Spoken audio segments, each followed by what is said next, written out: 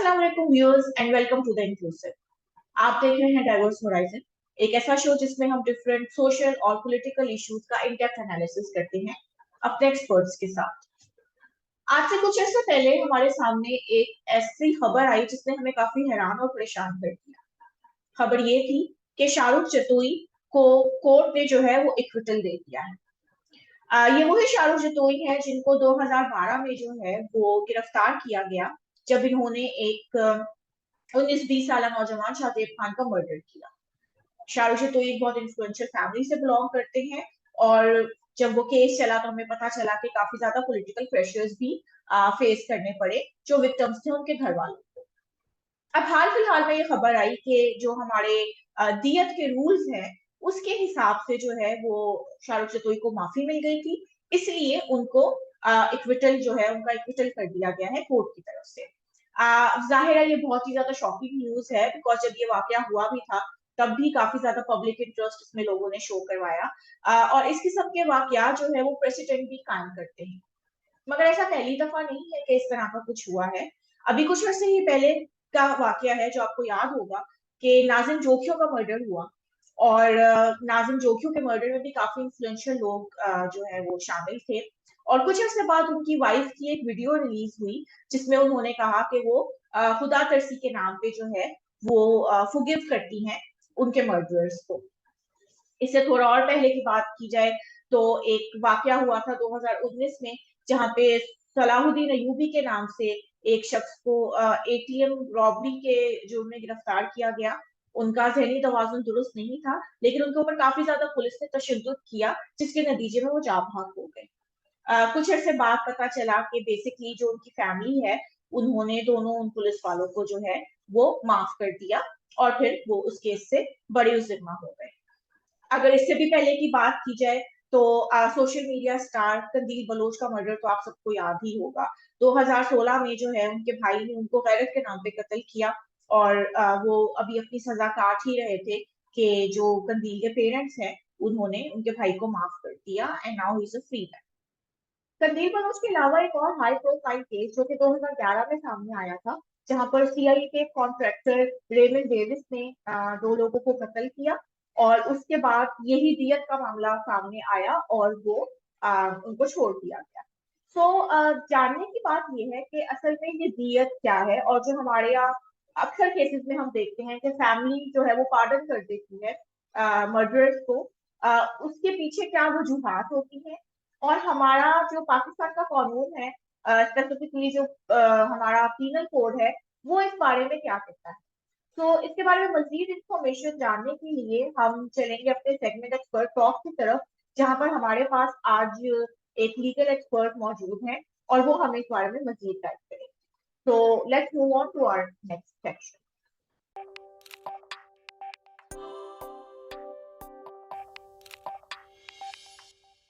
Diverse horizon के segment expert talk के साथ हम हाजिर हैं और आज हमारे साथ एक्सपर्ट मौजूद हैं बैरिस्टर ज़हरा सहर बयानी। बैरिस्टर ज़हरा जो है वो कराची हाई कोर्ट में एडवोकेट है and she has an extensive experience of around 12 years working as a legislator in different sectors. आपने जो है वो LLB किया है from the university of Manchester and then you were called on at the bar of England 2008 में। इसके अलावा जो है बैरिस्टर ज़हरा जो है वो न्यूयॉर्क बार के साथ भी एसोसिएटेड रही हुई है। यहाँ पाकिस्तान में जो है she is the founding partner of Zahra and Vayani associates और इसके अलावा जो सीईओ है वुमेन लॉयर्स एसोसिएशन जो कि एक सिंध बेस्ड इदारा है।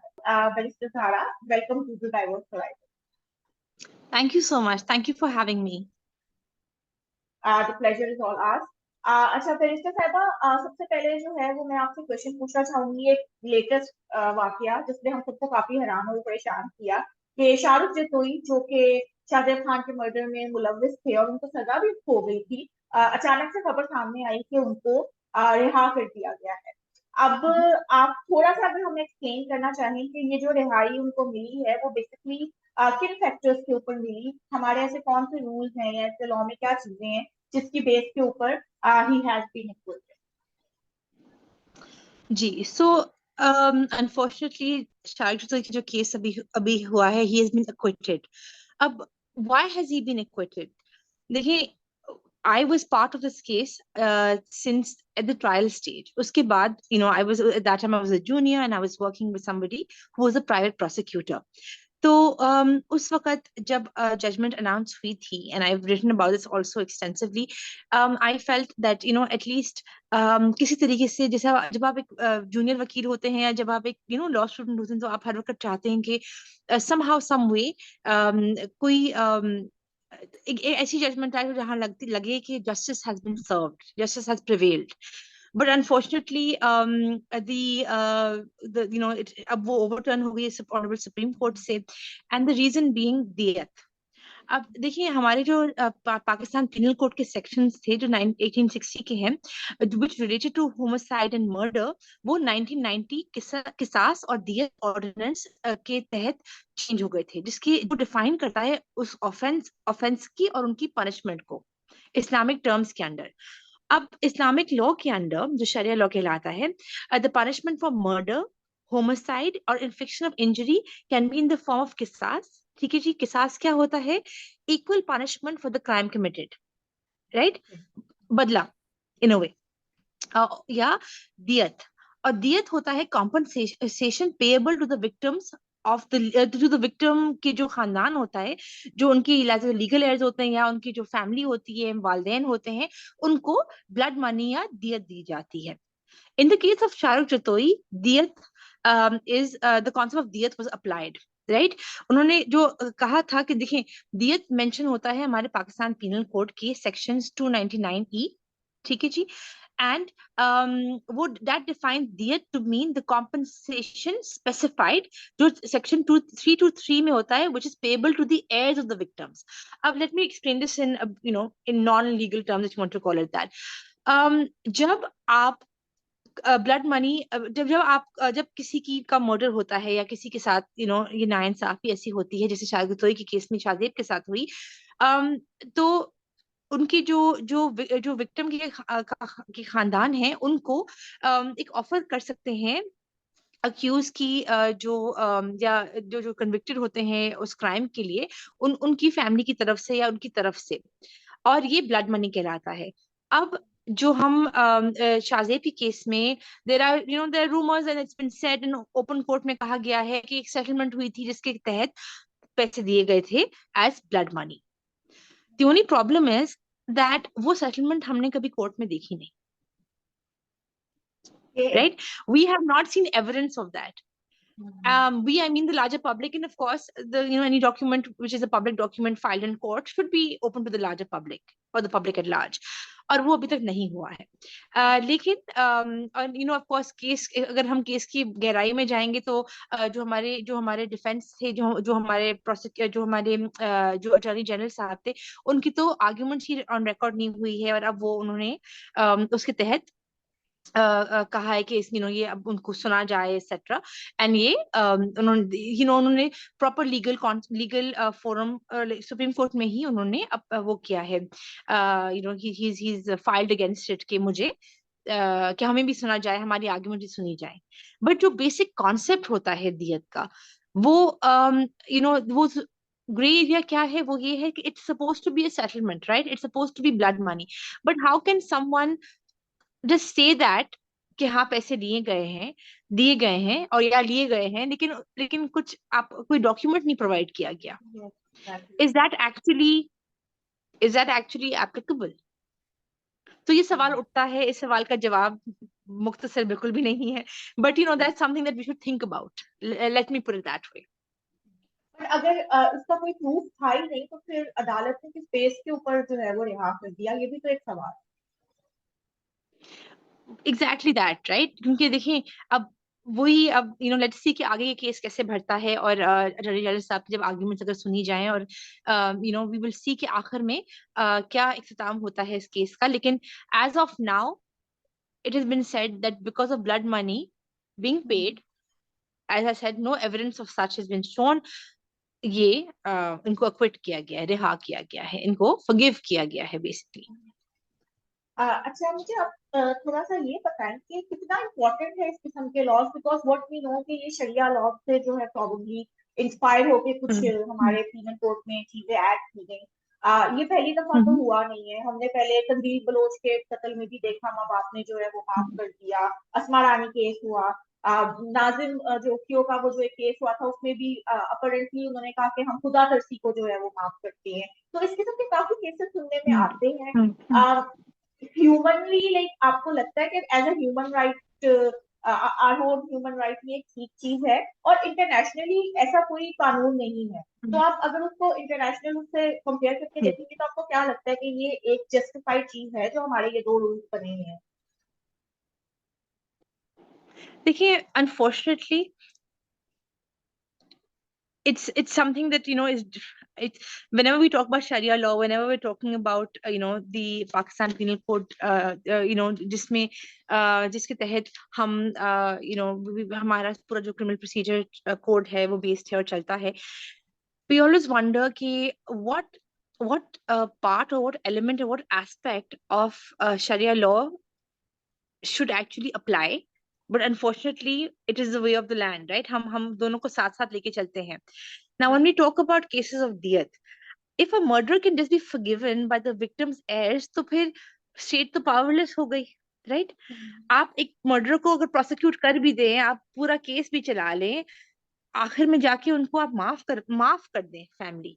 Yes, I agree that the decision to accept blood money या माफ करना वो विक्टिम की फैमिली का डिसीजन होता है, फाइनल डिसीजन. लेकिन कितने और एस्पेक्ट्स होते हैं इसमें. प्रेशर होता है, सोसाइटल प्रेशर होता है, थ्रेट्स होती हैं. I mean, I remember during the trial of the Shahrukh Jatoi case, the witnesses also had to be kept, उनका जो जहां वो सेफ हाउसेस में उनको रखना पड़ा था, because it was a very influential family trying to yes, of course, save their child from what he had been accused of. Lekin, you know, it was it was not an environment which was conducive to people just witnesses just coming in and giving their evidence या बयान देना. उनके लिए काफी काफी एक मुश्किल, बहुत मुश्किलात का सामना भी करना पड़ा. और उनको ऐसा just being witnesses in a case was not easy for them. Let's put it that way. तो अगर हम दैट मीन्स कोई भी इन्फ्लुएंसर होगा जिसके पास ये पैसे होंगे, वो इस तरीके से forget the settlement agreement part जो मैंने पहले मेंशन किया था कि हमें देखा नहीं. They can just come and pay the money and ask for forgiveness. So then doesn't that leave the state powerless, right? And I feel that तो that means कि वो फिर एक स्टेट मर्डरर की जो सेंटेंस है उसको मिटिगेट कर देता है based on compromise. So from as you said international law को मद्देनजर रखते हुए और बाकी ह्यूमन राइट्स की एलिमेंट को देखते हुए, it's something which is then everybody who is influential will want to do this, will want to use it, तो इसके बारे में स्टेट ने कभी right? कोई So फैसला लेने की कोशिश नहीं की कि हम इसको जो है वो इन लॉज को में भी रिवाइज करने की कोशिश करें, या दे आर सर्टेन एलिमेंट जो कि ऐड हों जिसकी वजह से थोड़ा सा फूल प्रूफ हो जाए ये प्रोसेस? देखिए, वही बात है ना कि या तो रिफॉर्म आना चाहिए, right? Reform in the law. And because murder is a crime against the public at large, right? Now for example, हमने इतनी आपने जो केसेस का मेंशन किया, I'll also mention a few cases जिसमें दियत का कॉन्सेप्ट इस्तेमाल किया गया था, but the victim is no longer there. So I guess the family sometimes also thinks कि blood money is a good enough compensation. I mean, of course it doesn't replace the victim itself, लेकिन एक वो एक एक तरीके की बस okay fine, माफ कर दो, और शरिया में भी लिखा हुआ है, तो इट्स ओके कि आप इसको इस कॉन्सेप्ट को आप अपना लें. लेकिन द थिंग इज, देखिए, I will tell you a few cases. Ghulam Hussain versus state was a case, ठीक है जी. उसमें भी ये हुआ था कि इफ इन उसमें sorry, it was held that if an offence is not liable to किसास, तो फिर it's liable to the payment of दियत. और अगर दियत में नहीं हो सकता तो फिर उनको पनिशमेंट बाय वे ऑफ ताजीर होगी. ताजीर मींस पनिशमेंट, ठीक है जी. वरना आपने बात की कंदील बलोच की, उनके भाई को भी दियत की वजह से he was acquitted, he was let off. Nazim Jokhio का केस आपने मेंशन किया, एक आसमा बीबी का केस था, उसमें भी यही हुआ था। So there are quite a few cases, and then of course this the infamous Shahrukh Joi case. So what has that left us with? दियत का कॉन्सेप्ट इस्तेमाल करके क्या have we improved as a society? Has it helped us? Has it helped impact the amount of murders that are taking place, right? Has it helped curb those who are influential from dispensing of their money uh, in terms of blood money? None of that has taken place. So I really feel that this is a reform needs to be brought in the law, and it needs to be brought in कि अगर आप दियत कब नहीं इस्तेमाल कर सकते ना। For example Shahrukh Jatoi के केस में हमने शुरू में जब एंटी टेररिस्ट कोर्ट में ट्रायल चल रही थी, तो एंड देन देयरआफ्टर वो फिर हाई कोर्ट में भी गया था मैटर ऑन अपील कि एंटी टेररिस्ट कोर्ट की जुरिस्डिक्शन में दियत नहीं इस्तेमाल हो सकता, because why would a case be tried in the anti-terrorist jurisdiction, right? Because of the fact that the accused, if for example अगर उनके खिलाफ verdict आ जाता है या ट्रायल चल रही हो, accused has spread terror for public at large. The reason why Shahrukh Jatoi's case was tried there was कि एक बच्चा जो 19 साल का था, right?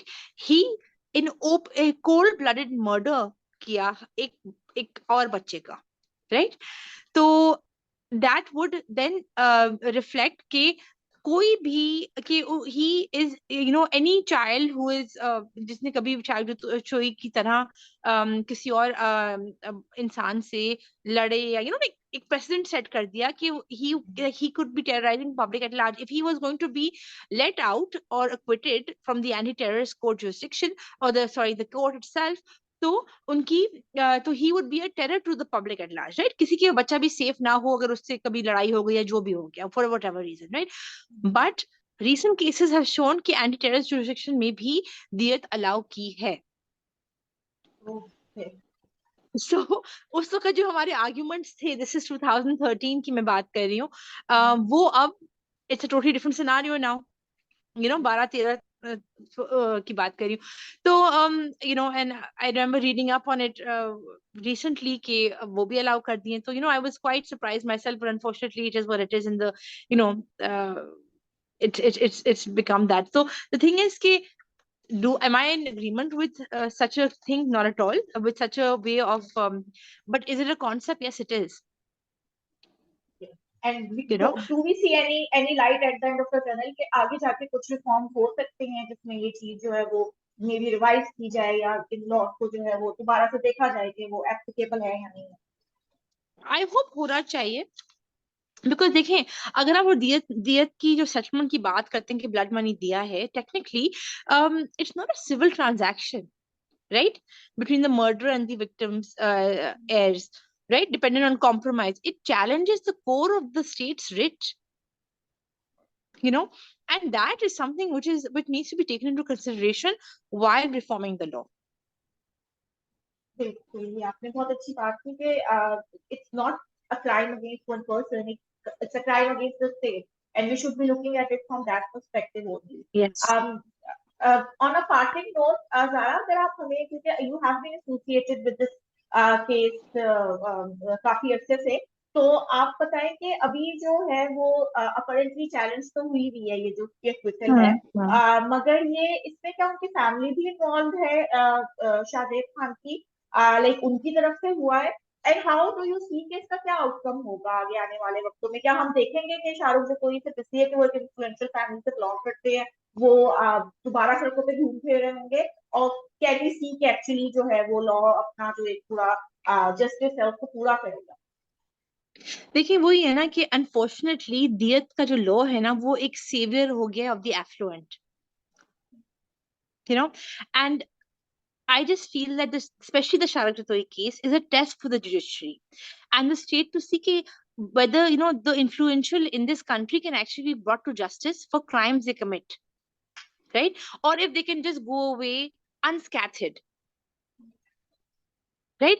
So अनफॉर्चुनेटली एक ये बिटर रियलिटी है हमारी इस लॉ की, एंड हमारे and this needs to be somehow either reformed, or in this case itself the acquittal needs to be overturned, because I think एक heinous murderer को आप and as this is not only for this case, as I said कि earlier cases में भी आप इतनी आसानी से off the hook कर सकते हैं, you can let them off the hook, and that's something which is which in the larger scheme of things is going to impact the society a lot.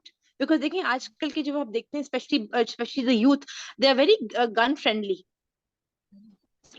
and means people have illegal arm licenses, etc. So there is a lot of law and order की situation काफी खराब है. तो if anybody else goes and shoots somebody else or murders somebody else, तो फिर वापस यही होगा, repeat, like it's going to be the same thing all over again. यही scenario वापस आएगा. So I think this is something which needs to be considered and needs to be looked at.